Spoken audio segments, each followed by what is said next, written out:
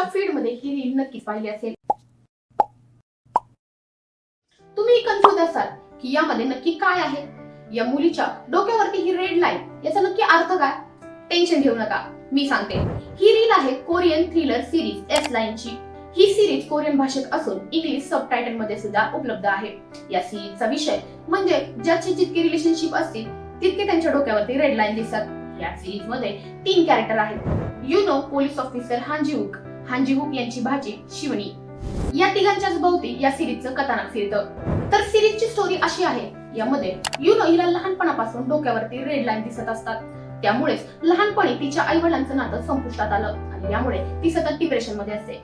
Series मधील दुसरं character ते म्हणजे ऑफिसर हांजीवूक, जो एका खुनीच्या केस सोडवत असताना त्याची ओळख युनोशी होते. युनो ही तीच व्यक्ती आहे जिने डोक्यावरती रेड लाईन्स असलेला खुनी माणसाला पाहिलेले असते. तिसरं कॅरेक्टर ते म्हणजे शिवनी, जिचं कॉलेजमध्ये सतत रॅगिंग होत असतं. एका दिवशी तिला कॉलेजमध्ये चष्मा सापडतो आणि यामुळेच तिला एस लाईन दिसायला सुरुवात होते. यानंतर शहरात खुनाचं प्रमाणही प्रचंड वाढतं. त्यामध्ये महत्त्वाचा असतो तो म्हणजे चष्मा. हा चष्मा तयार कोणी केला आणि तो इथे कसा आला? आतापर्यंत या सिरीजचे 4 एपिसोड आले आहेत आणि याचे पुढील एपिसोड जुलैमध्ये येणार आहेत.